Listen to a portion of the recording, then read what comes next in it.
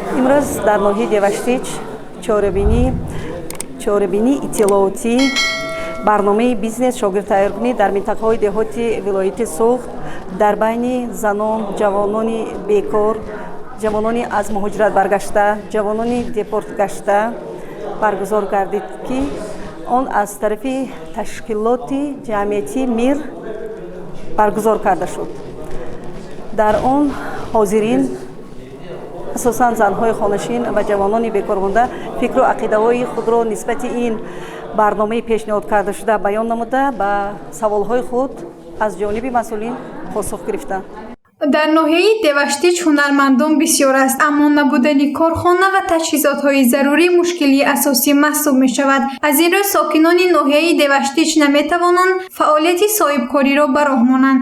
дар ин маврид зерлоиҳаи пешниҳоди барномаи бизнес шогирдтайёркунӣ дар минтақаҳои вилояти Суғд тасмим гирифт то 9 сентябри соли 2022 занону духтаронро аз ҷиҳати молиявӣ ё техникӣ дастгирӣ намуда бекоронро бо ҷойи кор таъмин намоянд. Муҳаббат Маҳмудова сокини деҳаи Ғазантараки ноҳияи Деваштич мебошад. вай мегӯяд шароити сокинони деҳа вазнин аст, зеро қисме аз сокинон барои беҳбудии зиндагӣ аз замини назди ҳавлигӣ ҳосили фаровон ба даст меоранд, аммо барои ҳосил гирифтан бошад оби полизӣ мавҷуд нест.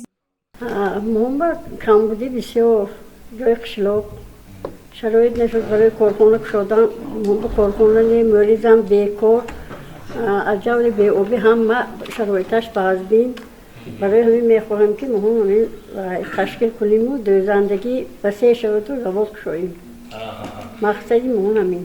бисёре аз сокинон мехоҳанд фаъолияташонро дар самти ҳунармандӣ ба роҳ монда маҳорату малакаи хешро зиёд гардонад. масалан, Тӯҳфа Назаралиева ҳунарманд аст. вай мехоҳад ҳунарҳои мардумиро аз нав эҳё намуда барои ҷавонон либосҳои миллӣ омода намояд. ҳама бонувони ноҳияи Деваштич як сару як бо барои анамун иқтидомотҳои нека амал баровардан, эҳё кардани ҳунарҳои мардумӣ камери ҳиммат бастанд. аз он ҷумла мани 82 солаям ҷим намешинам.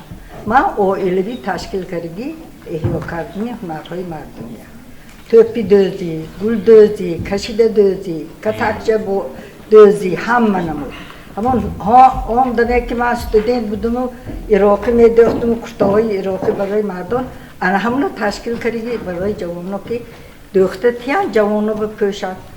зерлоиҳаи пешниҳоди барномаи бизнес шогирдтайёркунӣ дар минтақаҳои вилояти Суғд дар чаҳорчобаи лоиҳаи барномаи Созмони Милали Муттаҳид дар Ҷумҳурии Тоҷикистон амалӣ карда мешавад. мақсади он ба фаъолияти соҳибкорӣ ҷалб намудани муҳоҷирони меҳнатӣ, бекорон, ҷавонон ва занону духтарон ки хоҳиши фаъолият карданро доранд бо усули шогирдтайёркунӣ равона карда шудааст. дар семинаре ки дар ноҳияи Деваштич баргузор гардид, ҷавонон низ фаъол буданд ва барои фаъолияти соҳибкориро ба роҳ мондан нақшаҳои худро пешниҳод намуданд.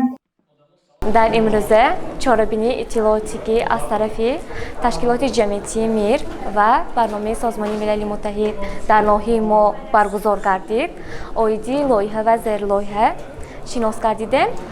оиди зерлоиҳа маълумот гирифтам ва фаҳмидам ки ҳамун зерлоиҳа барои рушди соҳибкорӣ дар ноҳияи мо мусоидат карда метавонад. яъне шумораи зиёди занон, бонувон ва бекороне ки дар ноҳия ҳастанд метавонанд аз ҷиҳати молиявӣ дастгирӣ ёбанд, молиявӣ ва ҳам техникӣ дастгирӣ ёбанд. сокинони минтақаҳои деҳоти вилояти Суғд метавонанд барои соҳибкории худро ба роҳ мондан бо ташкилоти ҷамъияти МИР ҳамкорӣ намоянд, зеро ин ташкилот метавонад барои некуаҳволии мардум саҳм гузошта бекоронро бо ҷойи кор таъмин намояд. гузориши Манзура Бахтиёрзода ва Насим Раҳимов барои барномаи иттилоотии Хабар.